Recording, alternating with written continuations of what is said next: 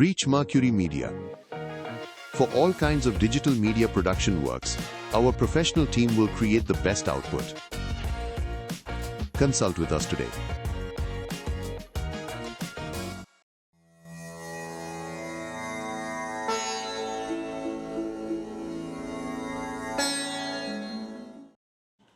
ஓம் சரணாகத தீனார்த்த பரித்ராண பராயணே சர்வஸ்யார்த்திகரே தேவி நாராயணி நமோஸ்துதே. வணக்கம் நேயர்களே, இது மகாலட்சுமி ஜோதிடம் வழங்கும் காலச்சக்கரம். உங்கள் அன்பு ஜோதிடர் ஸ்ரீராம்ஜி பேசுகிறேன். அனைவரும் நலமுடன் இருக்கிறீர்களா? நன்றாகத்தான் இருப்பீர்கள், நன்றாக இருக்க வேண்டும். இன்றைய காணொளியில் நாம் காண இருப்பது திருமணத்தை விரும்பாத ஜாதக அமைப்பு யாருக்கு? இதுதான் தலைப்பு. சில வகை கிரக இணைவுகளும் தோஷங்களும் மன வாழ்க்கையின் மேலே ஆசையே இல்லாமல் பண்ணிவிடும் விதி உடையவை.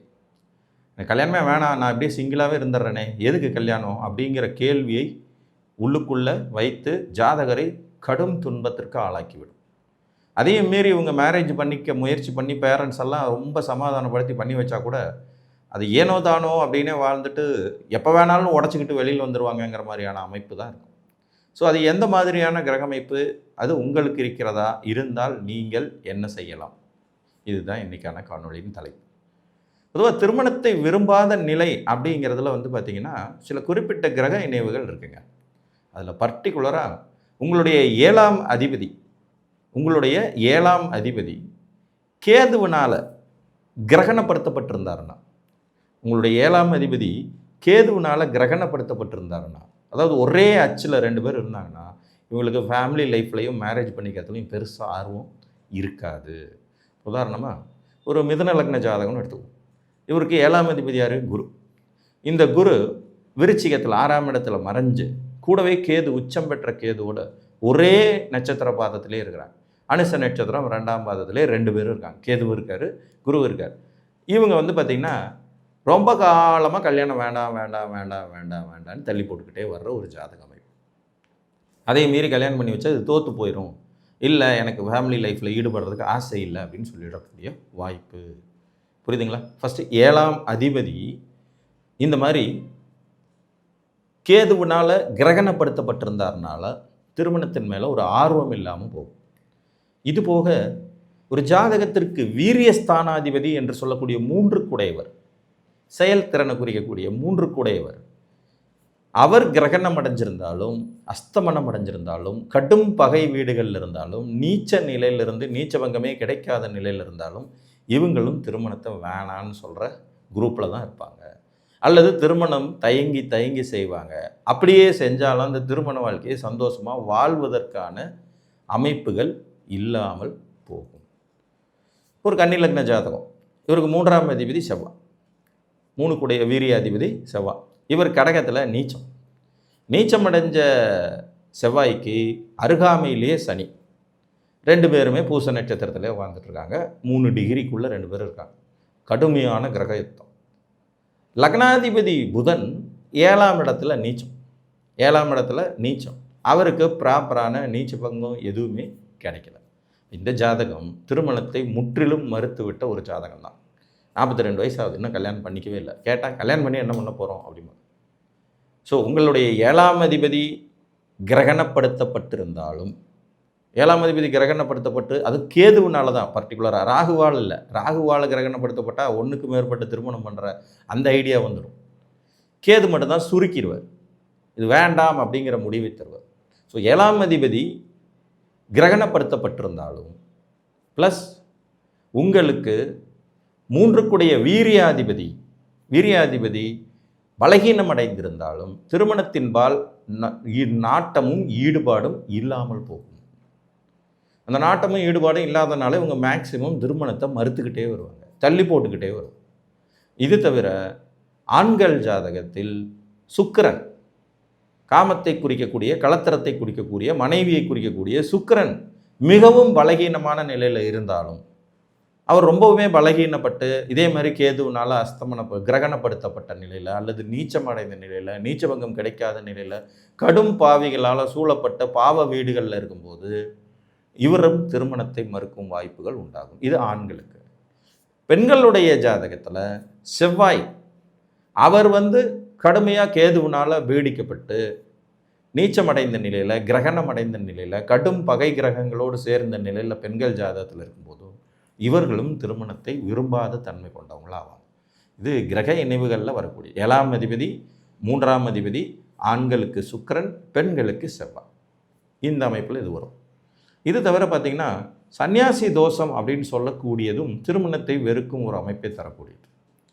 உங்கள் லக்னத்திற்கு 12ஆம் இடத்துல குரு, கேது, சனி இவர்களின் தொடர்பு ஏற்பட்டால் இது சன்னியாசி தோஷமாகும். இப்போ உதாரணமாக ஒரு கடகலக்ன ஜாதகம், இவருக்கு 12ஆம் இடத்துல குருவும் கேதுவும் க்ளோஸாக இருக்காங்க. கடகலக்கணம் 12ஆம் இடத்துல குரு, கேது க்ளோஸாக இருக்காங்க. இப்போ இவரை பார்த்திங்கன்னா மேசத்துலேருந்து சனி 3ஆம் பார்வையாக, நீச்ச சனி 3ஆம் பார்வையாக பார்த்துட்ருக்காரு. இது ஆட்டோமேட்டிக்காக 7ஆம் அதிபதி நீச்சமாக போயிட்டார். 12ஆம் இடத்துல குரு, கேது சேர்க்கை, இது ஒரு சன்னியாசி தோஷம். இந்த அமைப்பும் திருமணத்தில் விருப்பத்தை வெகுவாக குறைத்து விடும். அப்படியே மீறி கல்யாணம் பண்ணாலும் அதில் பெரிய நாட்டம் இல்லாத நிலையை கொடுத்துரும்.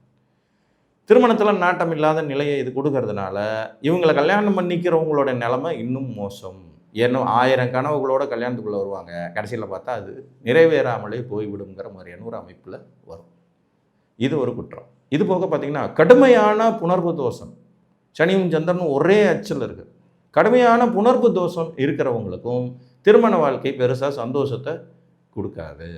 இவர்களும் திருமணத்தை வெறுக்கும் தன்மை உடையவர்களாக தான் இருப்பாங்க. என்ன பண்ண போகிறோம் கல்யாணம் பண்ணிட்டு அப்படி. இந்த பொறுப்புகளை சுமக்க விடாமல் தடுக்கும் அமைப்பு இந்த கிரகங்களுக்கெல்லாம் உண்டு. இந்த இப்போ நான் சொன்ன இணைவுகள் எல்லாத்துக்குமே குடும்பங்கிற பாரத்துக்குள்ளே போயிட்டு குடும்பத்தை சுமந்து ஒரு பொண்ணு சொல்கிறத கேட்டு குழந்தை பெற்று அதை படிக்க வச்சுன்னு அப்படியே அடுக்கிக்கிட்டே போவாங்க. எஸ்கேபிசம் ஜாதகங்கள்னு கூட இதை சொல்லலாம். ஸோ இந்த மாதிரி அமைப்பு உங்களுக்கு இருக்குது.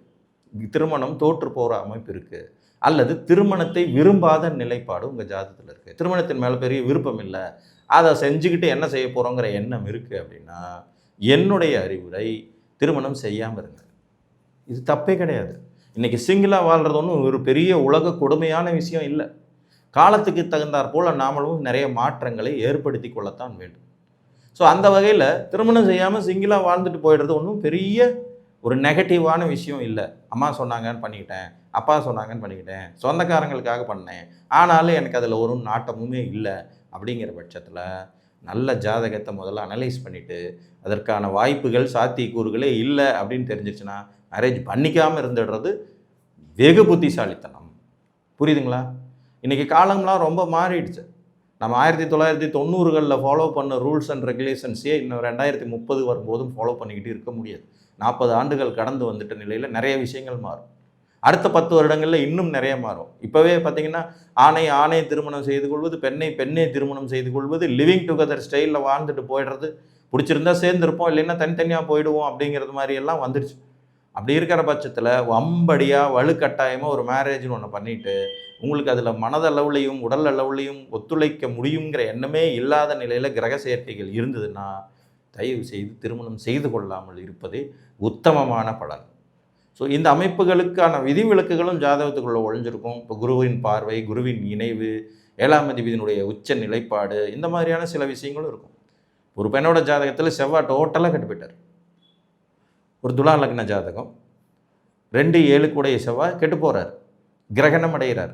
10ஆம் இடத்துல திக்பலம் பெற்ற நிலையில் கேதுவினால் பீடிக்கப்பட்டு கிரகணம் அடைஞ்சு கூடவே சனி இருந்து கடுமையான கிரக யுத்தத்தில் ஏற்படுறார். ஆனால் அதே நேரத்தில் விருச்சிகத்திலிருந்து குரு 9ஆம் பார்வையாக அந்த இடத்த பார்த்து பவர் பண்ணுறார். அப்போ கல்யாணம் ஆகிறதுக்கான ஒரு சாத்தியக்கூறுகளை இது கொடுக்கும். ஸோ தெளிவான ஆராய்ச்சி இதில் தேவை.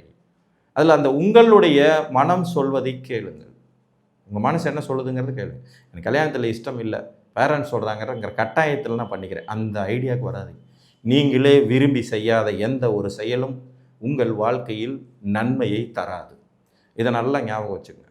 அந்த அடிப்படையில் செயல்படுவதே சாலச் சிறந்தது என்று கூறி மீண்டும் ஒரு காணொலியில் உங்களை சந்திக்கும் வரை உங்களிடமிருந்து அன்புடன் விடைபெற்றுக் கொள்வது உங்கள் அன்பு ஜோதிடர் ஸ்ரீராம்ஜி. நன்றி, வணக்கம்.